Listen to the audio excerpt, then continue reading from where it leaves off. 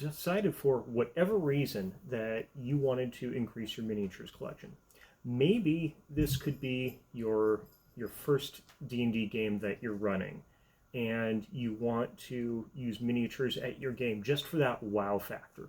Or maybe this isn't your first D&D game. Maybe you've been running Theater of the Mind this entire time, or maybe you've been running on virtual tabletop, but you've got a game going for your buddies at home, and you want to actually play with miniatures. This is a good idea because it does provide the wow factor. It provides greater immersion into the game. It helps players visualize better so that you don't have the problem of everything is 10 feet away. I don't know why that's a thing, but when you are running a game Theater of the Mind, it always seems like everything is described as 10 feet away. Just something I've observed. But anyway, so you have these miniatures that you're going to be wanting to play with, but you're starting your collection, and I'm going to make the presumption that even though it may not be your first game, I'm going to make the presumption that you can't exactly drop several $100s on miniatures. You're going to have to do this over time. So I've put together a set of miniatures that you can be using for your first time running games, because these are miniatures that you're going to be using over and over and over again. And the focus is going to be on low levels. The vast majority of games that you run, and I'll be talking about this in later videos as well, most of your games are going to be at low level because most games start at low level, and a lot of games will kind of disperse due to things like cat herding. So we'll be looking at some miniatures for low-level games that are common, and that can be a nice starting point. And of course, if you like what you see here, then go ahead and drop a like or subscribe down there. I think it's down there. Oh yeah, right down there. Yeah, you can go ahead and hit those buttons right down there. Okay, all right, and now let's go into the miniatures. All right, so we've got 20 miniatures in here to be using for like a starter set. We're storing it in a tray that's usually used for fishing. You can find this at a big box store, but you don't have to. You can even store them in something as simple as like an egg carton, or I've even used coffee cans before for storage, whatever you want to do. But we'll show you the miniatures here. So let's start with the basics. One of the first things that you're going to want to get is your small horde minis. And for this, I'm using goblins. Most of you are going to be wanting to get goblins, and you will be running with goblins. I have 4 goblins here. That actually is enough for most encounters at low levels. And plus, DMs love goblins, players love goblins, they're iconic, they're fun, they're always going to be a hit. The next set of minis, and I have 4 of these as well, we're going to want our undead minis. They're going to be zombies in this case, just so that you can have an encounter with the undead. So we have 4 zombies here. And you can make them skeletons, and you can even see in this case, they're not even matching. Do what you can. You find some nice zombie minis that will work, that are in the proper scale, and you can rebase them, do what you want with them, but about 4 of them should do for a low-level game.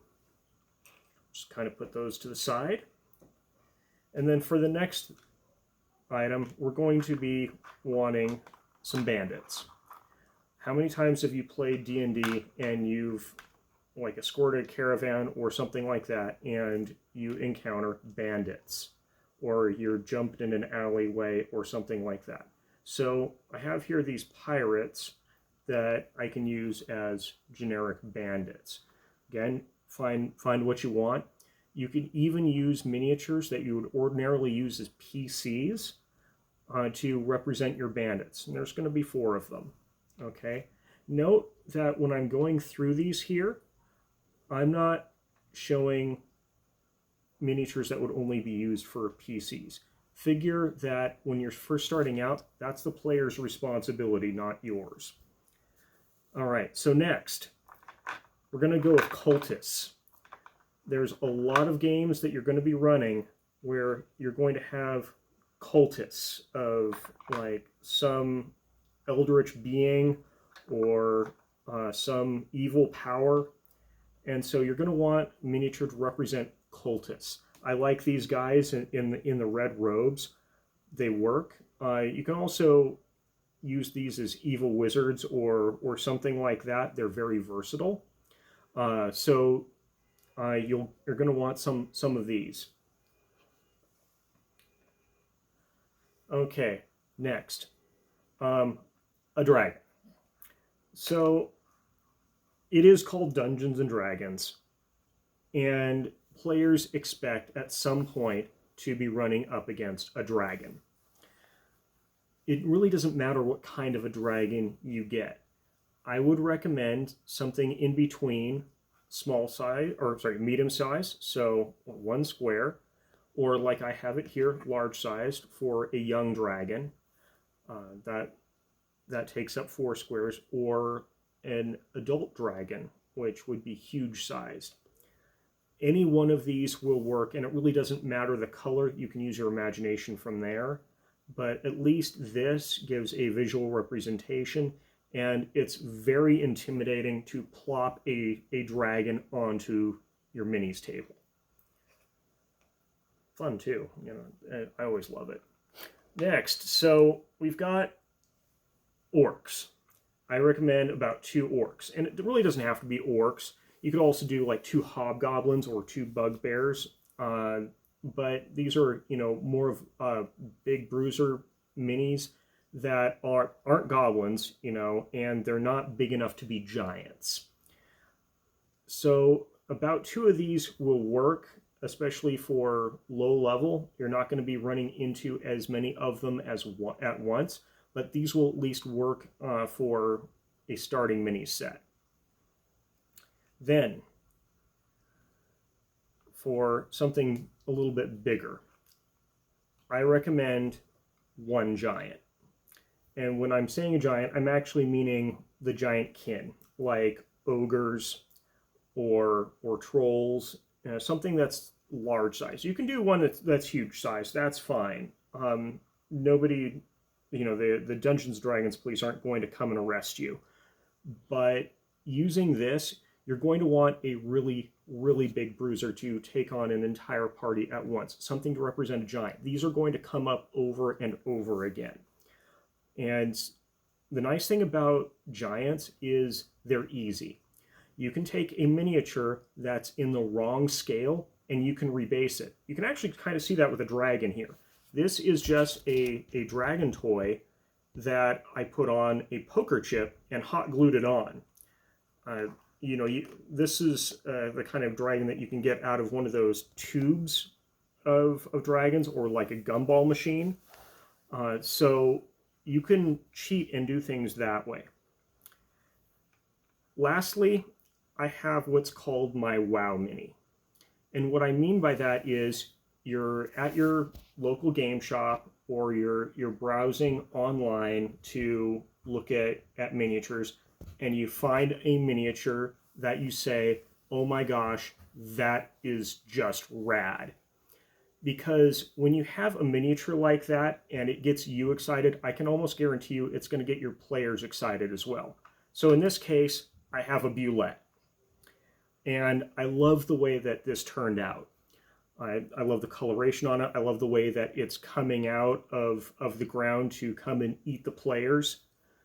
You put that on the table and it's going to wow people. It's going to get you excited. It's going to inspire you to write a game with an encounter with that in it. You will find an excuse to use it. So having that 1 WoW Mini is going to be great.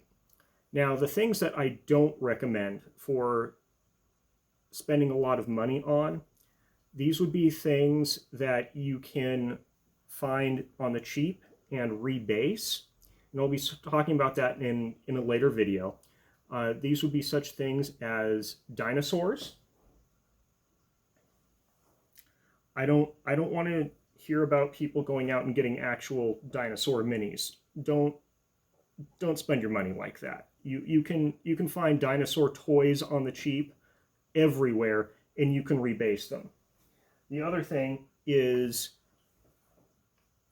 animals. So you can find animal toys on the cheap everywhere, and you can rebase them.